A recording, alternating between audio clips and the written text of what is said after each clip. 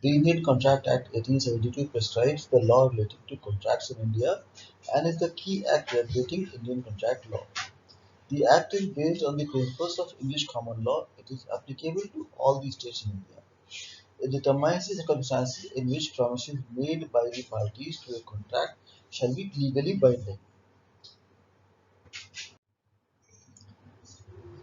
The Indian Contract Act occupies the most important place in the commercial law. Without Contract Act, it would have been very difficult to carry on trade. It is not only the business community which is concerned with the Contract Act, but it affects everybody. The objectives of the Contract Act is to ensure that the rights and obligations arising out of the contract are honored and the legal remedies are made available to the aggrieved party against the party failing to honor its part of agreement.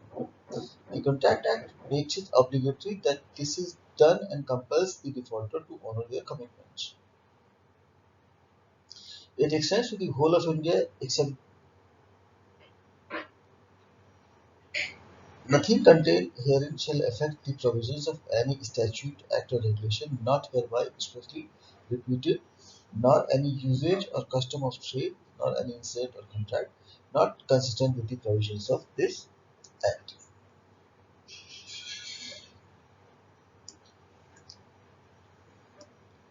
Proposal is when one person signifies to another his willingness to do or to abstain from doing anything with a view to obtain the assent of that other to such act or abstinence he is said to make a proposal.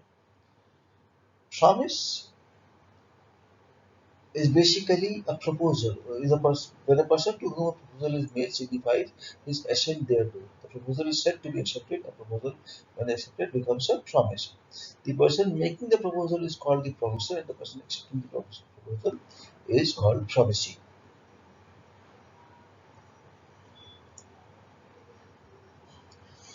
Agreement is every promise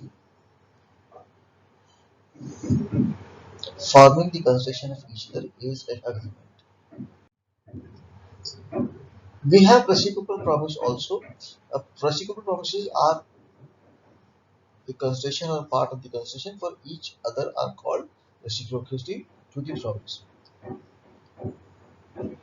Every person is competent to contract who is of the age of maturity according to law which he is subject and who is sound in mind and is not disqualified from contracting by law to which he is subjected to. Lunatics, minors, drunkards, other person in intoxication are not eligible to take decisions on their own behalf. That's why they are not allowed to enter any contract. A person is said to be of sound mind for the purpose of making a contract if at the time when he makes it he is capable of understanding it and of forming a rational judgment as to its effect upon his interest. A person who is usually of unsound mind but is occasionally of sound mind may make a contract when he is of sound mind. A person who is usually of sound mind but occasionally of unsound mind may not make a contract when he is of unsound mind.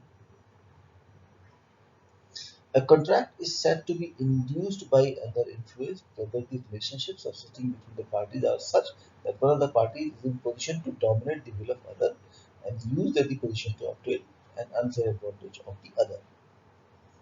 When consent to an agreement is caused by the coercion, fraud, misrepresentation, the agreement in contract is voidable at the option of the party whose consent was so caused. A void contract.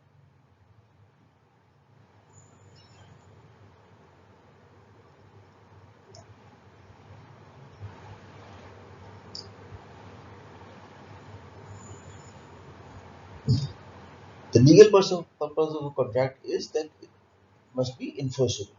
The mutual agreement means that the contract must have reached the meeting of the minds.